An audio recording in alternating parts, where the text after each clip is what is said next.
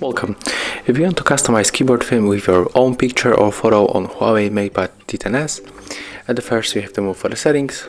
Next, scroll down, find System and Updates, click on the language and input, then move to the SwiftKey keyboard and tap on the themes. Right now we have to move for the custom, then click Start. Let's pick up the image that we want to set up. I will go for this one. Click right here, and here we can scale this picture and set up the transparency darkness. Click done,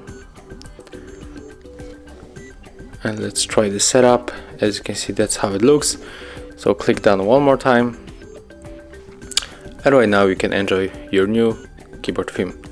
Thank you guys for watching. Leave thumbs ups, comments and subscribe to our channel.